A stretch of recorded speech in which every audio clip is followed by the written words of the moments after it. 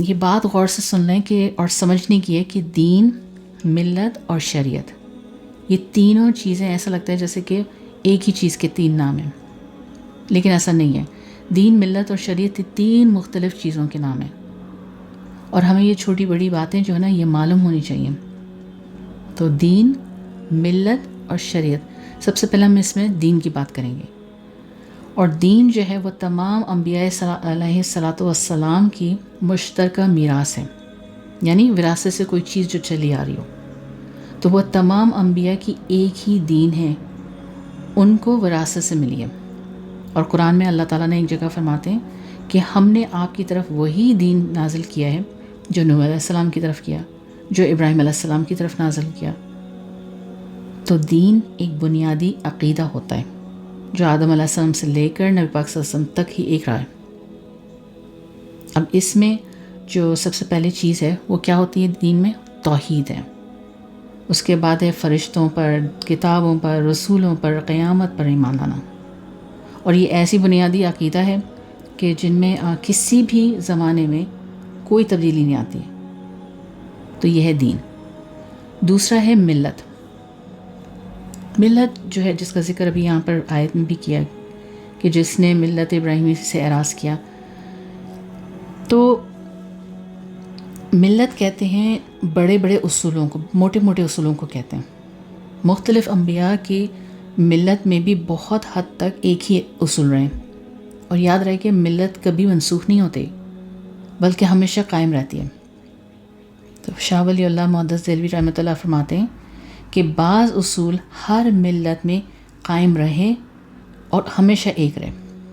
اچھا، میں یہاں پہ اگر مثال رکھوں گی نا تو وہ مزید اور سمجھ میں آ جائے گا، جیسے کہ طہارت، خدا کے سامنے عاجزی، عدل اور انصاف، تہذیب، یہ تمام چیزیں جو ہے نا یہ ہمیشہ ہر امت میں، ہر اس میں ملت میں ہمیشہ ایک جیسا رہے۔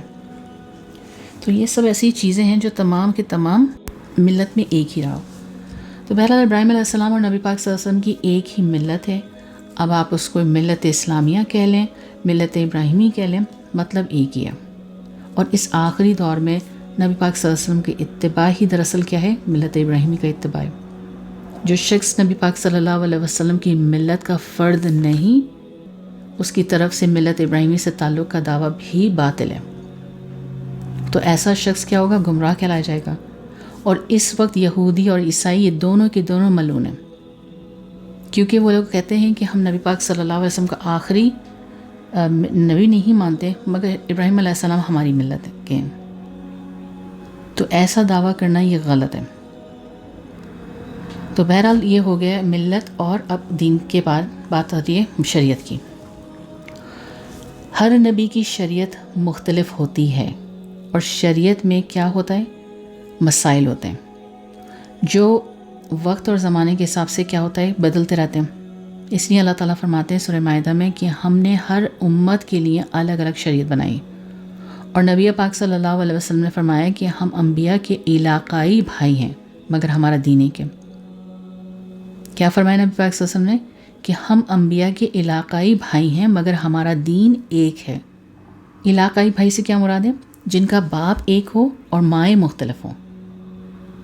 یعنی نبی پاک صلی اللہ علیہ وسلم نے اس مثال سے کیا کیا کہ یہ بات سمجھائی کہ دین ایک بنیادی چیز ہے، لیکن شریعت مختلف زمانوں میں بدلتی رہتی ہے۔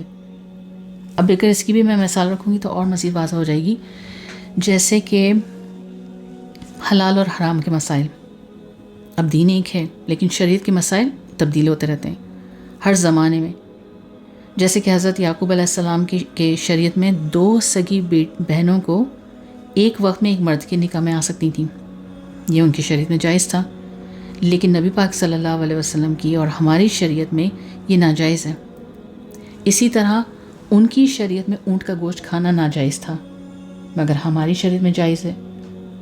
تو مقصد یہ ہے کہ دین ایک ہے، ملت ایک ہے، لیکن شریعت وقت اور حالات کے اعتبار سے تبدیل ہوا۔